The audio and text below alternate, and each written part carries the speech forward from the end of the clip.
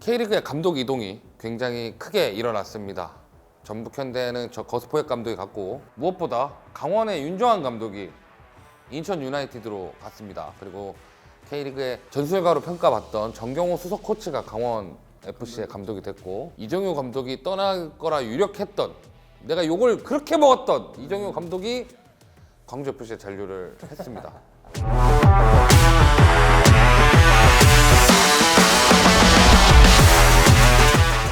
선수 시절에 감독이 바뀌어본 적 있을 거 아니야? K3로 뭐 초중고는 뭐 한 번씩 경험이 있었지만은 그거는 너무 유소년이니까 K3 있을 때 감독이 바뀌는 경험을 했죠. 근데 딱 한 번 해봤어요. K3 있을 때도. 근데 이제 K3에서 감독 바뀔 때 너는 주전 선수였어 아니면? 아니요.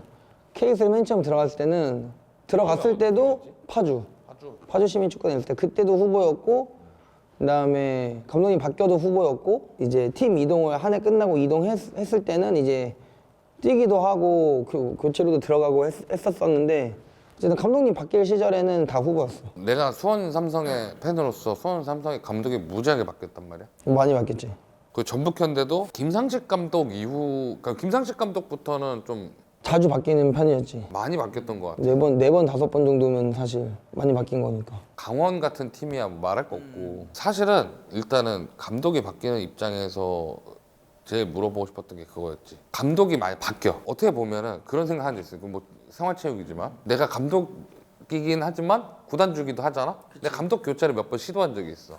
왜냐면 우리 팀이 최악의 성적을 달리던 시기가 2020년도에 21전 21패를 한 적이 있어. 코로나 때 21전 경기를 해서 21패를 한 적이 있어. 근데 그때 내가 생각해도 이거는 반전이 안 돼서 감독을 바꿔야겠다라고 얘기를 한 적이 있어. 근데 결국에는 이제 팀원들의 의견은 감독이 바뀌면 팀이 없어진다라는 얘기가 나와서 결국 감독 교체를 못했는데, 감독 교체 효과가 과연 있다고 봐? 프로 레벨에서. 프로 레벨이랑 훨씬 더 있는 것 같아. 유소년 리그보다는 확실히 그 프로 리그가 훨씬 더 영향을 많이 받는다고 생각하는 것 같아. 그런 기대 효과가 분명 있다라고 존재하는 것 같아. 그러니까 그 기대 효과가 뭘까?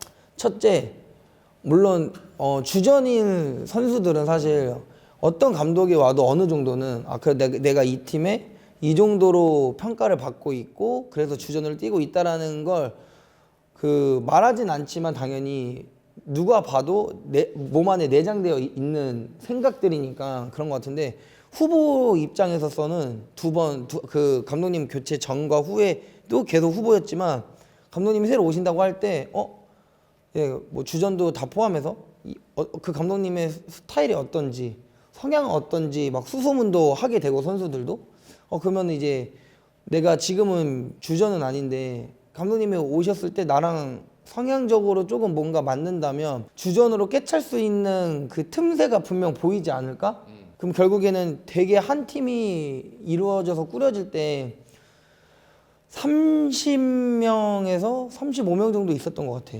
K3도. 그렇지. 30명, 35명 되는데, 그럼 11명을 제외하고 18명 엔트리까지 제외하면은, 그러고 나서도 반 정도의 이제 선수들은 늘 비주전인 상태에서 2군이라는 그런 평가 아래에서 계속 훈련을 하고 있다 보니까 언제 나는 어떻게 연습을 하고 어떤 걸 뭘 해도 이게 과연 감독님이 나를 한 번 더 눈을 볼 수 있을까가 성인 무대라 더 힘든 것 같은 거야. 성인 무대라 뭐 개인 훈련을 열심히 하고 그건 당연한 건데, 언제 나의 가치를 한 번 더 어필할 수 있을까? 운동장에서 어필한다고 하는데 계속 바뀌지 않는 그 굴레 안에서 언제쯤 있을까라는 그런 생각들을 해봤었는데, 그때 때마침 감독님이 이제 바뀌신다고 하니까 이제 그때 이제 막 생각을 하는 거지. 지금이 기회일 수도 있지 않을까? 왜냐면 나를 모르는 우리 주전들을 뭐 경기력을 그 영상으로서 좀 분석하고 오시겠지만, 나라는 사람을 모르니까 내가 감독님 성향에 좀 부합하는 그런 제스처들을 훈련장에서 처음에 이렇게 심어드리면 쟤 뭐지라는 거를 좀 느끼시지 않을까라는 기대가 암암리에 나머지 선수들한테도 다 있었던 것 같아. 그러니까 이제 감독님이 딱 부임하시니까 분위기가 있잖아. 그 느낌이 딱 이렇게 동그랗게 딱 모여서 첫 뭐 이렇게 시간을 갖거나 인사 시간을 가졌는데 분위기가 약간 다른 거지. 그래서 나는 기대 효과가 있는 거라고 생각을 해봐. 그때 보통 감독이 바뀌는데 여러 가지 이유가 있잖아. 성적이 제일 먼저지. 뭐 감독 개인의 운신의 문제라든가 혹은 성적은 괜찮은데 그런 거 있잖아. 축구를 좀 팬의 입장에서 보는 게 아니라 약간 한 발 물러나서 가끔 그런 팀이 보일 때가 있어. 아, 이 팀은 이제 여기가 한계점에 딱 왔다. 이 지도자와는 여기서 더 성장이 하기는 힘들어 보인다. 뭐 그런 식으로 바뀌는 경우도 있고 뭐 그러니까 그런 식으로 그러니까 최강희 감독이 아마 그 케이스였을 거야. 18년 동안 감독을 했는데 그러다가 나 딱 요 시점에는 감독을 안 하겠다. 이 팀과의 결별을 하겠다라고 한 게 2018년도에 딱 떠난단 말이야. 근데 그때 뭐 전북의 성적이 나빴냐? 그것도 아니었고. 그렇다라고 하면 여러 가지 이유로 우리는 감독을 바꾸게 되는데 네가 생각할 때 말이야. 감독을 바꾸는 게 구단에도 영향이 있을까? 그러니까 선수를 제외한 다른 구단의 사람들에게도 영향이 있을까? 무조건 영향이 있는 것 같아.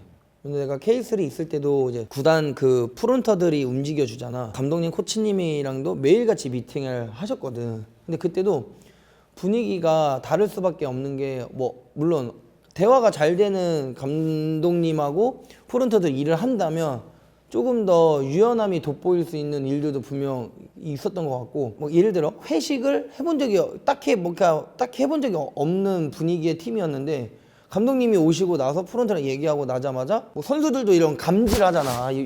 좀 분위기가 좀 다운되는 것 같다 할 때 감독님의 주체로 이제 프론터들이 회식을 한번 시켜준다 뭐 이런 식으로 뭔가 분위기를 조성해서 팀 회식도 한번 하고, 그러니까 그것들을 의견을 내는 건 사실 선수들이 구단이나 프론터에다가 저희 이게 필요합니다 뭐 이렇게 하고 싶습니다라고 전달하는 것과 감독님이 직접 전달할 때의 느낌은 확연히 다르다라는 거를 케이스에서 느껴봐가지고, 감독님의 교체로 인해서 선수단도 선수단이지만 프론터들도 분명 분위기가 바뀐다. 더 안 좋은 조건의 그런 일들도 겪는 것 같고 조금 더 밝은 분위기로 일들을 진행하는 것도 있었던 것 같아. 어떻게 보면 이제 구단들의 입장에서 감독 교체라는 게 필연적이기도 하고 어떻게 보면은 가장 강력하게 줄 수 있는 카드란 이야기인 것 같아. 맞아. K리그에 대해서 얘기를 해보자고.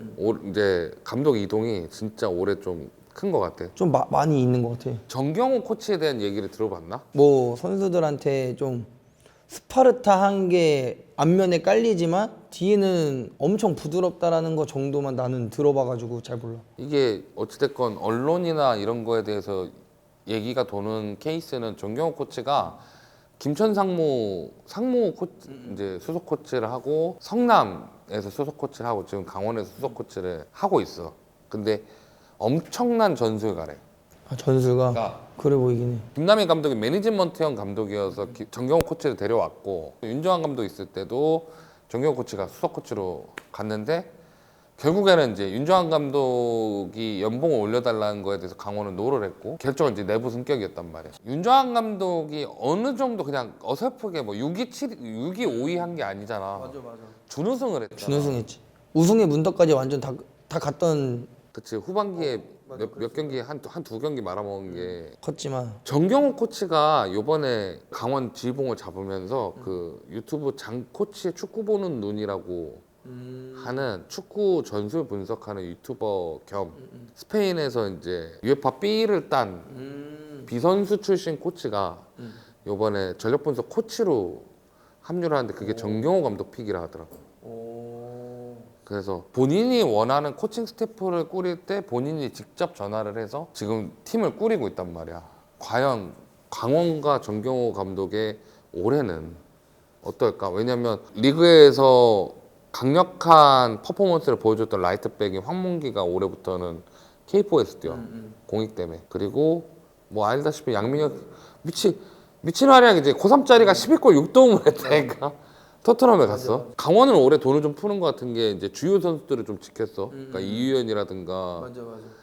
여타 다른 선수들을 좀 지킨 상황이긴 해. 외국인 선수들이랑은 결별을 할 것으로 보이는데 작년에 강원 같은 경우에는 4-4-2 포메이션을 통한 이제 되게 타이트한 공간 활용을 해서 좁은 공간에서 빠른 패스워크나 전환을 통해서 이제 상대를 흔들고 득점을 내는 패턴의 공격 축구를 했단 말이야.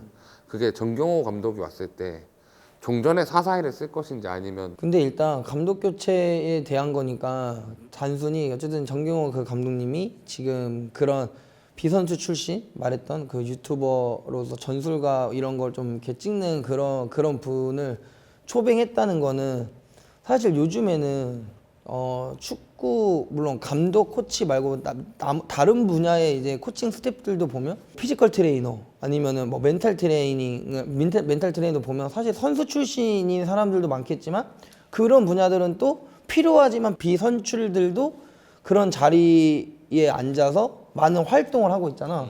그래서 그런 부분을 굳이 꼽자면 전술적인 부분이 뭔가 확실한 감독님들은 스타일적으로 쉽게 휘청휘청할 것 같진 않고 팀의 컬러들이 그리고 본인이 추구한 거를 분명 어떻게 하겠다라는 의지가 처음부터 확고해서 제 3의 눈 선수 출신이 아닌 또 다른 눈으로 냉정하게 바라보는 관찰자들을 주변에 둔다라는 거가 나는 조금 더 강원 FC가 그 감독님 교체로 인한 기대 효과를 톡톡히 볼 수 있지 않을까. 물론 잘 됐을 때는 톡톡히 좋은 효과지만 안 됐을 때는 톡톡히 또 안 되는 효과를 명확하게 뭐 아니면 더가 확실하게 나눠질 것 같아서 정경호 감독님이 밟은 행보가 조금 더 모든 축구인들이나 강원 FC 팬들한테는 기대가 되지 않을까. 오히려 이제 긴 호흡으로 선임한 걸 수도 있다. 왠지 그러지 않을까. 그래서 멀리서 찾지 않고 빠르게 동계훈련 가기 전에 그 감독님의 자리를 공석을 최대한 빨리 메꾸면서도 선수들하고도 프런터랑도 돈독하게 중간 역할을 해줬던 수석 코치 어쨌든 뭐 수석 코치를 1, 2년 한 건 아니니까 오랜 기간 그런 자리에서 오래 있었고 그러면서도 자기가 갖고 있는 어떤 전술 아니면 뭐 팀의 색깔들을 빨리 구상하기 위해서 선임이 되자마자 그렇게 움직이셨다는 건 뭔가 어느 정도 늘 준비를 하고 계셨던 거 아닐까. 언제든 나한테 기회가 온다면 난 이렇게 하겠다. 이지 않을까. 그치, 수석 코치만 한 5년 했을 거야. 그러면 수석 코치 한 5년 하면은 너는 그래도 초보 감독이라고 느껴. 그래도 초보 감독이긴 하지. 왜냐면은 감독님이 할 수 있는 역할과 수석 코치가 할 수 있는 역할은 분명히 다르게 존재하기 때문에 그래서 감독님이 있고 수석 코치가 있고 1군 코치가 있고 2군 코치가 있고 꼬박 코치가 어쨌든 세분화적으로 나눠져 있는 이유는 각자 잘할 수 있는 포지셔닝이 분명 존재하니까 그 마음은 잘할 수 있지만 결국 현장에서 내가 직접 해보는 것과 어드바이스를 계속 해줬던 분위기랑은 다를 테니까 또 다른 그런 게 있을 수 있다. 어쨌든 초보 감독님이다. 윤정환 감독이 2부에 갈 거라고는 생각 못했어. 그건 모든 약간 한 8명, 9명의 팬들은 당연히 그렇게 생각했을 것 같아. 나도 와 갑자기 2군? 어떤 이유일까? 왜 그런 과감한 또 흔히 돈의 문제라기보다는 돈의 문제 또 이상으로 과연 어떤 커리어를 내가 만들 거냐도 분명히 그 정도 레벨이 되시면 엄청 중요할 텐데. 그렇다고 맞아. 드라마틱하게 많은 연봉을 받고 인천에 간 게 아니야. 그러니까 그런 걸 또 보면 감독님이 추구하는 또 어떤 색깔들이 결국 뭐 프론터와의 이해 관계와 팀의 현 상황, 현 주소와 본인이 갖고 있는 어떤 컬러가 스스로 생각했을 때 뭔가 잘 맞아 떨어지니까 과감하게 2부를 선택하지 않았을까.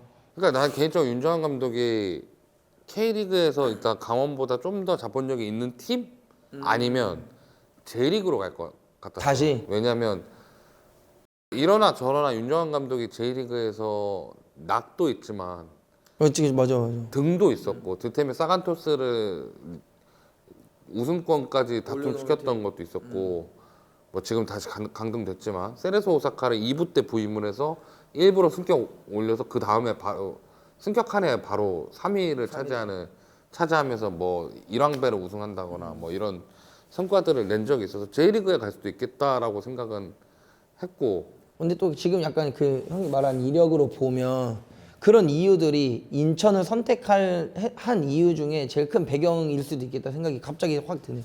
감독님의 성향이 밑에서 그래도 조금 뭔가 만들어낼 수 있는 팀을 왜 그 사람이 왜 니즈를 느끼거나 내가 이걸 뭔가 딱 어떤 뭐 이렇게 픽에 꽂히는 그런 것들 다 다르잖아.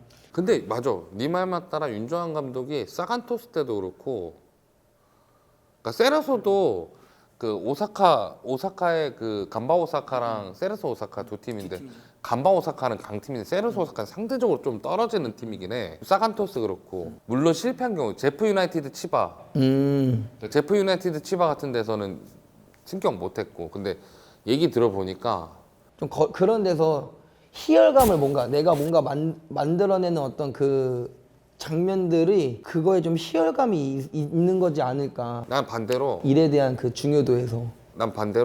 강팀이랑 안 맞는 걸 수도 있다고 생각한 게, 윤정환 감독이 울산에서 말아먹었거든. 울산에서는, 그러니까 울산이 K리그에서 아무리 좀 안 좋아도 울산이 뭐 그래도 자본력으로 세 손가락 안에 드는 팀이긴 하잖아. 그 팀으로 7위를 했거든. 그런 거 생각하면 만들어져 있는 것보다 만들어 가는 거에 더 특화되어 있는 감독님의 성향일 수도 있는 거지. 그래서 사간토스랑 인천 유나이티드랑 좀 비슷한 느낌이 드는 것 같아. 그러니까 사간토스 자체도 어떻게 보면 좀 분위기가 안 잡히는 상황에 윤정환 감독이 코치로 있다가 감독이 된 케이스였고, 근데 지금 인천 유나이티드가 뭐 뉴스를 봤을지 모르겠지만 내외적으로 문제가 좀 있어서 계속 그거에 대한 보도가 끊임없이 나오는 상황이고, 왜냐면 지금 대표이사가 없어. 대표이사가 없어서 임시 대표이사가 사임을 하는 상황이 되고, 감독이 계약 해지가 안 됐는데 신임 감독을 받아들이는 상황이 되고 막 이런 상황이다 보니까, 근데 그런 상황에서 윤정환 감독이 지금 분위기를 빨리 수습하는 느낌을 받거든. 기자회견을 했어 어제. 그러면서 그런 것들을 봤을 때, 아, 이 사람이 오히려 이런 팀에 와서는 분위기 정리를 싹 해버리고 빨리 끌고 가는구나. 그런 것들.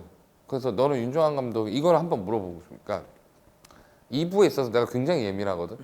같은 2부라. 인천 유나이티드와 윤정환 감독의 관계가 올 시즌 어떤 성적을 이끌어낼까? 원래 인천이 갖고 있는 팀 스타일을 다 벗겨낼 것 같진 않아.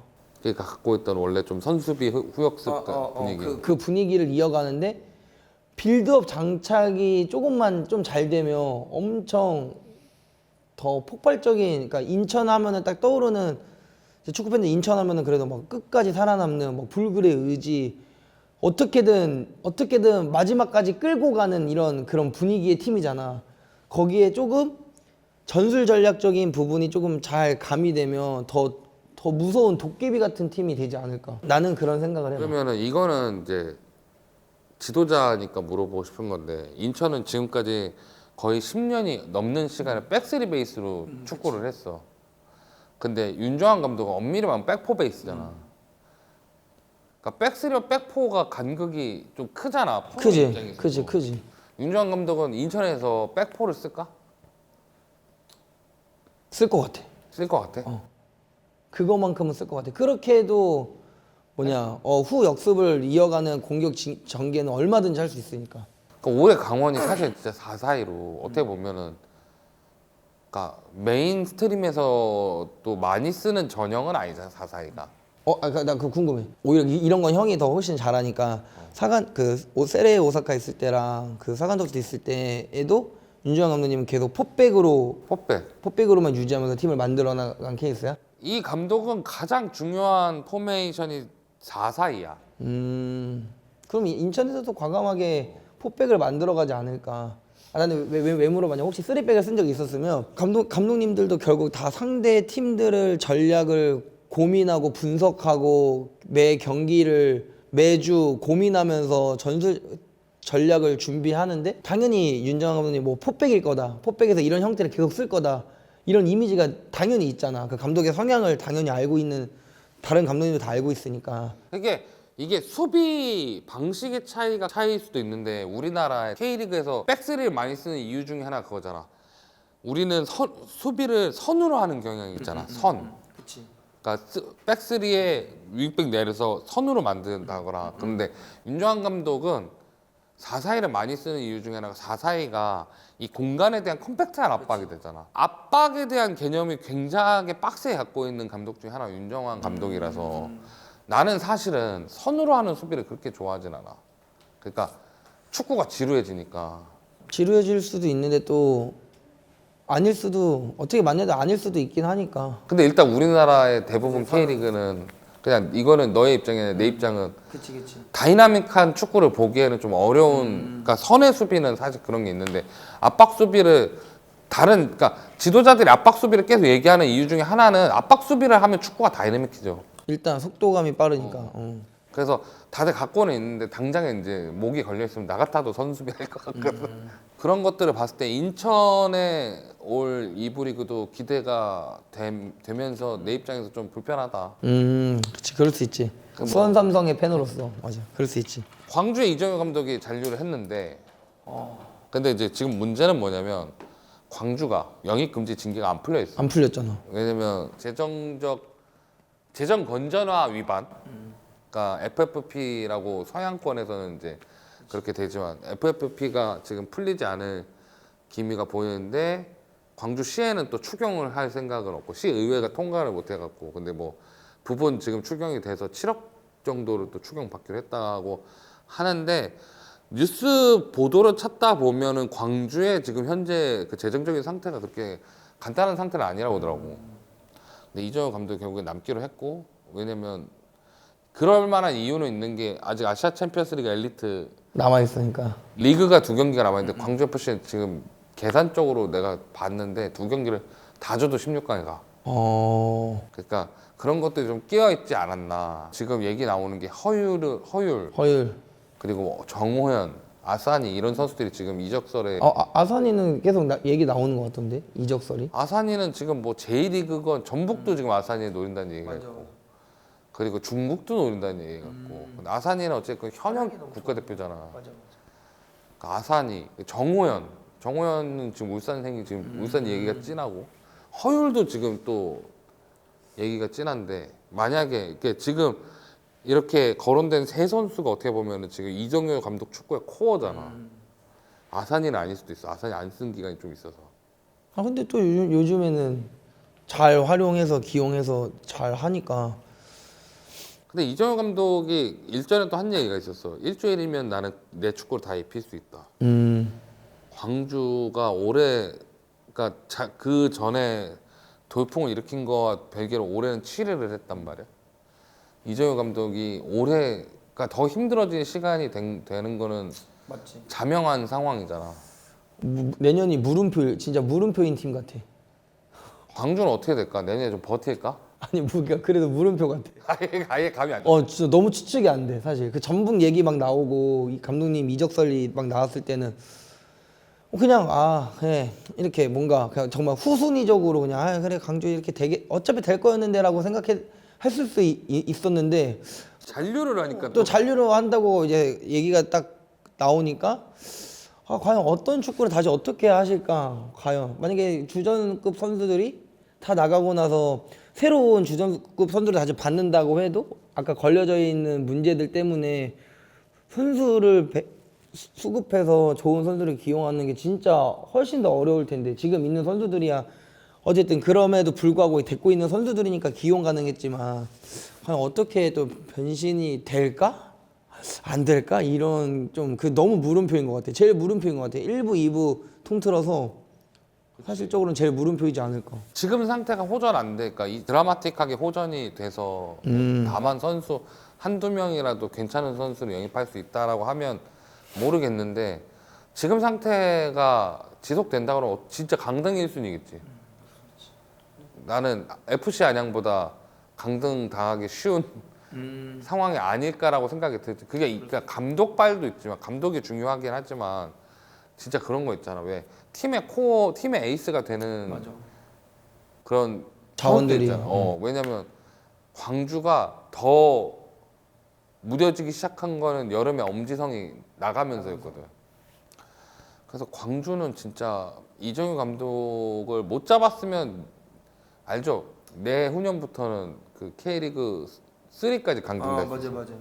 진짜 K3에서 보일 뻔한 팀이었는데 다행히 어찌됐건 이정효 감독을 잡았고 이정효 감독은 실제로 나갈 생각이 좀 있었긴 했나 봐. 그러니까 전북을 만난 것도 사실이긴 하더라고. 당연히 그러지 않을까? 나 같은 아무리 좋은 마음과 희생으로 이 팀을 사랑하고 버틸 수 있는 건 있을 수 있겠지만 또 현실적인 부분도 고려를 안 할 수는 없으니까. 그러니까 그러니까 수도권 팀들한테도 오퍼가 있었다 하니까 음. 인천 같은 팀은 이정효 감독 같은 사람 긁어볼 만하잖아. 근데 또 이렇게 하면 또 완전 레스터 시티처럼 될 것 같은 것도 보이긴 한다. 갑자기 그 그림 유니폼 색깔에 파란색이 이렇게 입혀지면 그래서 그런 것도 있었지만 어찌 됐건 간에 감독 교체가 뭐 불러 일으키는 효과는 분명 존재한다. 물론 득이 되는 존재도 있지만 실이 되는 존재도 그 과반수 이상으로 보기도 하니까 뭐 우리나라 축구뿐만이 아니고 모든 스포츠적으로 어쨌든 감독이 하는 역할이 보면 뭐 프론트 구단주 뭐 감독 수석 코치 뭐 여러 그 자리에 있는 직업군들 중에 스포츠 한 팀을 운영하기 위해서 제일 많은 그러니까 표현하자면 문어발처럼 여기저기 다 걸쳐져서 돼야 되는 자리가 감독님이니까 아무래도 선수단의 소통, 프런트, 뭐 팬들, 미디어, 그다음에 다른 부분의 영역까지도 모든 걸 전체적으로 그림을 다 그려야 되는 게 감독님의 역할이니까 그런 영향은 무조건 필요하지 못하게 존재한다. 전북이 이정효 감독 거의 다 됐다. 이정효 감독 간다 했는데 안 간다. 외국인 감독으로 간다. 그래서 거스포에시 왔지. 근데 나는 이런 피치를 모르는데 어떻게 갑자기 또 이렇게 붙인 게 뒤집듯이 이렇게 샥샥 된 거야? 전북 현대 이야기로는 그러니까 국내 감독 후보들, 그러니까 윤정환 감독 같은 경우 이름이 올라왔었고 이정효 감독 이름이 올라와 있었고 그럼 둘은 면접을 보긴 본 거야. 그러니까 교섭을 한 거야. 근데 거기에 거스포의 감독도 화상 면접을 봤다 하더라고. 그러니까 외국인 감독에 대한 가능성도 열어두긴 했겠지. 왜냐면 내년에 K리그가 클럽 월드컵 때문에 2월 15일 날 시작해. 좀 개막이 이르기 시작하는 것 같은데? 그러니까 중간에 피파 클럽 월드컵 있어. 그러니까 예전에 클럽 월드컵은 이렇게 6경기 다 하는데 지금 32개국 체제로 그러니까 월드컵처럼 하니까 미국에서 하잖아요. 그래서 굉장히 이렇게 또 울산이 또 한 달을 비워야 되는 상황이라 좀 시간이 타이트한 것도 있었는데 나는 국내 지도자로 갈 줄 알았어. 그래서 사실은 그걸 두고도 나는 다른 소식은 못 들었고 세르지오 코스타 얘기는 사실 처음에 들은 적이 있었어. 세르지오 코스타가 벤토의 수석 코치. 근데 나는 그건 말이 안 된다고 생각했던 게 세르지오 코치가 P급이 없어. 아 P급이 없어서 그러면 당연히 못 오지. 세르지오 코치가 예전에 어떤 유튜버가 세르지오 코치를 만나러 갔는데 당신 대한민국 대표팀 감독으로 알아 했더니 나 P급 없어. 난 감독할 수 있는 자격증이 없어. 그래서 못 가. 그리고 나는 감독 생각이 별로 없어. 왜냐면 근데 유럽엔 그런 게 때문에 유럽에 은근 그 코치들이 코치로 시작해서 코치를 끝낸 경우가 되게 많다며. 더 많겠지. 왜냐면 리그의 폭도 훨씬 더 이 부수도 훨씬 더 많고 하니까. 그리고 그 자기 그 코치로서의 커리어가 이렇게 붙어서 가는 거를 되게 자랑스럽게 자긍심을 갖고. 그러니까 난 감독이 아니어도 돼. 감독이 하는 역할과 코치가 하는 역할이 분명히 나눠지는데 현장에서 더 많은 지도와 선수들하고 호흡하는 걸 더 좋아하는 사람들이 수석 코치나 코치직으로 더 많은 시간을 할애하고 싶어 하는 것 같고 조금 경영, 운영 이 한 팀을 어떻게 나의 화로 그림을 좀 그리면서 하는 걸 조금 더 좋아하는 성향들이 감독님의 역할을 하는 것 같아. 근데 난 그게 대단한 것 같아. 이거 그래서 좋아하는 것들이 분명하니까 또 우리나라 사람들도 그렇지만 외국인들은 딱 또 그 선들이 명확하게 그어져 있는 상황들이 원체 많아서 또 자기 주장할 말들을 웬만큼 다 하는 문화들이니까. 일단 그래서 포획 감독이 왔어 전북에. 포획 감독은 뭐 나는 근데 전혀 몰라서 형이 예상하는 전북은 그러면 그 감독님으로 옴으로써 바뀔 것 같은 건 뭐야? 난 컨텐츠를 만들었어 이미. 준비해놨어 또? 아니 준비를 한 게 아니라 올라갔어. 올라갔어? 어. 나 왜 못 봤지? 좀 봐. 너도 여기 출연자야. 아니 봐 나도 틈틈이 봐. 내 유튜브 기록 좀 다 보여줄게. 오늘 아침에도 눌렀어. 이번 주에 2편 올라갔어. 좀 봐. 그래서 그 거스포약 감독이 나는 가장 기억에 남는 시기가 기성용이 썬더랜드 임대 갔을 때 원래 디카니오 감독이다가 디카니오 감독이 경질되고 중간에 부임한 게 포획 감독이야. 포획 감독이 왔는데 기성용 감독 그 전에 6번에서 보다가 야 너 8번이나 10번에서 뛰어 그런 거야. 그래서 한 칸 올라간 근데 거야? 기성용이 나 6번 아니면 8번밖에 안 뛰었다라고 얘기한 거야. 그때 아니 너 10번에서 뛰어 그래갖고 기성용을 거의 남은 시즌에 10번에서 뛰켰는데 그리고 나서 4골 2도움인가를 한 거야. 직선적인 공격 전개를 하고 기성용이 그 공간에서 이렇게 갑자기 하프 스페이스에 나타나서 거기서 조금 어떻게 해서 컵백을 내서 도움을 쌓는다든가 페널티킥을 얻어낸다든가 그런 경우도 되게 많아서 그런 것들 빼고는 근데 좀 불안한 게 있어. 네가 선수야. 전북현대 선수인데 그 감독 경력에 한 15번이 경질이야. 감독이. 새로 오는 감독이. 그러면 선수들도 좀 당연히 나도 불안할 것 같아. 근데 막 프리미어 리그도 좀 묻었어. 아 물론 좋은데 불안한 거지. 아 경질이라. 경질이라. 왜냐면 어쨌든 선수들도 한 그 사람의 성향에 묻어나서 전술 전략을 키워나가서 동계를 보내면서 팀이 이루어지는 건데 이렇게 다 만들어 뭔가 막 잘 준비했다가 감독님이 또 경질돼. 그러면은 또 다시 팀의 색깔을 내가 다시 또 그 감독님한테 뭔가 입혀내야 되잖아.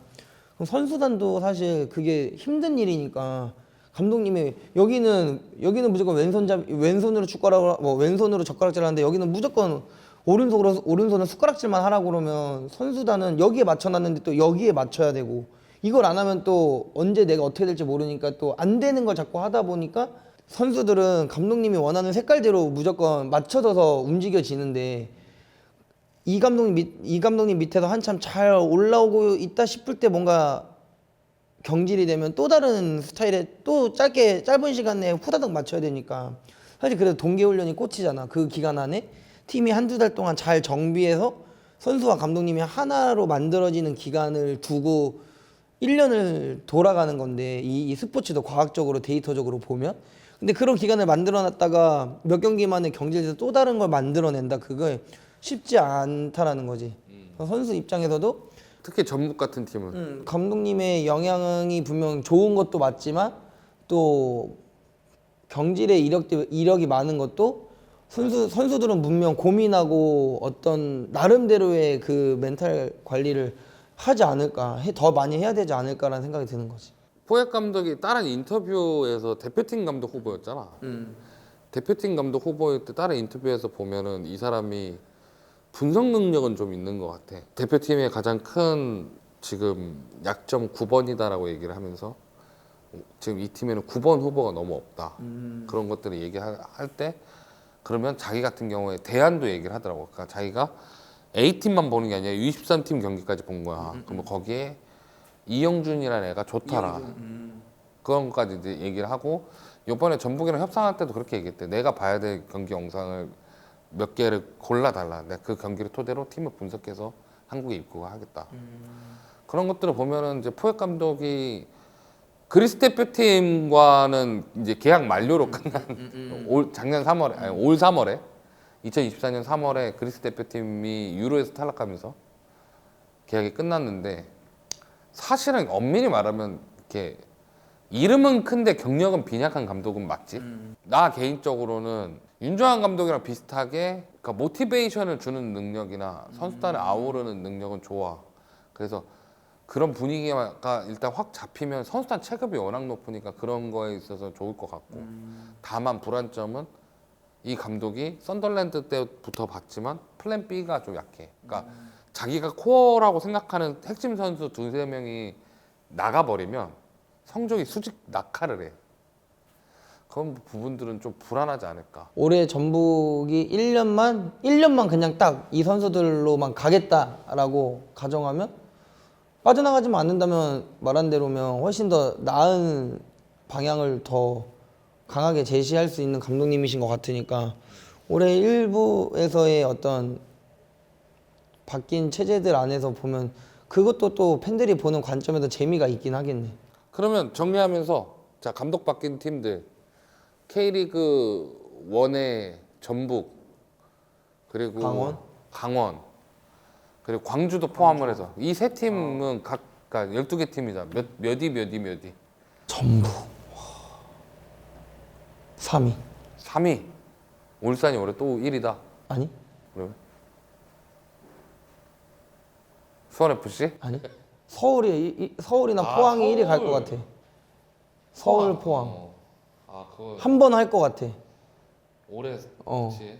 서울이 후반기에 조금만 일찍 올라와서도 3위 경쟁을 했을 거니까. 자 그러면은 강원 올해 준우승했잖아. 아, 강원이 이제 그래도 한 5위에서 7위권 사이일 것 같아. 상위 프리스에서 중위권으로 좀 떨어질 것 같아. 그리고 광주는 진짜 광주가 물음표야. 상위라고는 말을 못하는데 또 하위라고 완전 꼴찌일 것 같지도 않아. 강등을 당할 것 같진 않다. 응, 이종현 감독님이 또 있는 동안에 강등권은 그냥 아닐 것 같아. 그래도 강등 그치 중위권 밑에니까 중하위권이지 않을까. 난 전북은 2위, 오, 강원도 3, 4위권 안에 도 3, 4위 광주는 솔직히 올해는 강등권에서. 강등권. 자 그럼 한 팀 남았지. 인천. 아, 인천 2부 리그는 지옥이다. 지옥이지. K리그 2는 늪이다. 진흙탕이다. 자 윤정환과 인천 유나이티드는 과연 올해 승격이 가능할까? 힘들다. 아니 그리고 자 5위까지 플레이오프에 가잖아. 아, 그래 힘들다. 승격이니까. 아, 승격이니까 승격을 얘기했으니까 가능성은 있다. 있을 수 있다. 2, 3위권 하고 마지막 그 플레이오프를 정말 이겨낸다면 가능하겠지만 바로 1위로 승격할 것 같진 않아. 그러니까 나는 올해 수원이 돈을 좀 쓰고 있거든. 수원담당 그러니까 요즘 수원담당 파격적이던데? 요새 수원이 지금 나 지금 수원담당이라고 계속 의식하고 얘기하는 거 알지? 지금 엄청 루머로서는 엄청 괜찮은 선수들 막 영입 대상이 올라와 있던데. 아무튼 이거에 대한 피묻히기는 또 내년 중반에 다시 얘기하는 걸로. 하겠습니다.